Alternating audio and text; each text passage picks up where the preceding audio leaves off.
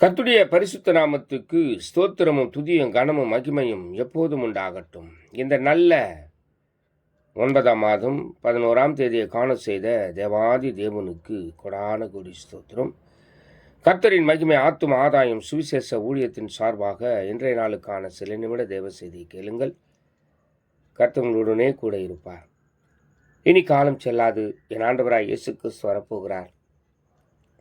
ஆயத்தமாயிருங்கள், அநேகரை ஆயத்தப்படுத்தி ஆண்டவர் பக்கமாய் திருப்புங்கள். பக்கத்துணையாய் கர்த்தர் எப்போதும் உங்களுடனே கூடவே இருந்து எல்லா காரியத்தையும் வாய்க்க பண்ணுவார். விசேஷமாக ரோமர் 8ஆம் அதிகாரம் 14ஆம் வசனம் சொல்லுகிறது, மேலும் எவர்கள் தேவனுடைய ஆவினால் நடத்தப்படுகிறார்களோ அவர்கள் தேவனுடைய புத்திரராய் இருக்கிறார்கள் என்று சொல்லி. பிரியமான தேவ ஜனமே, நாம் தேவனுடைய ஆவினால் நடத்தப்பட வேண்டும் என்று வேதம் வலியுறுத்துகிறது. தேவ ஆவிக்கு நாம் இடம் கொடுக்க வேண்டும். மாம்ச சிந்தைக்கு நாம் இடம் கொடுக்காதபடிக்கு தேவ சிந்தைக்கு இடம் கொடுத்து தேவ புத்திரராக இருக்க இந்த உலகத்தில் நாம் பழக வேண்டும். மாம்ச சிந்தை மரணம், ஆவின் சிந்தையோ ஜீவனும் சமாதானமும் என்று சொல்லி. ஆக அந்த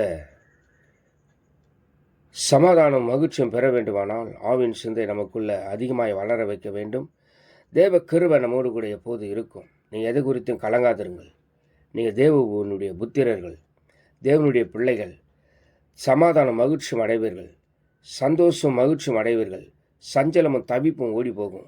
ஆக எனக்கு அருமையான தேவ ஜனமே, நீங்கள் தேவனுடைய ஆவினால் நடத்தப்பட வேண்டும். தேவனுடைய புத்திரராக இருக்கிறீர்கள். கிருபை எப்போது உங்களுடைய இருக்கட்டும், மகிமை இருக்கட்டும், பாதுகாப்பு இருக்கட்டும், தேவ ஆசீர்வாதம் இருக்கட்டும். God bless you.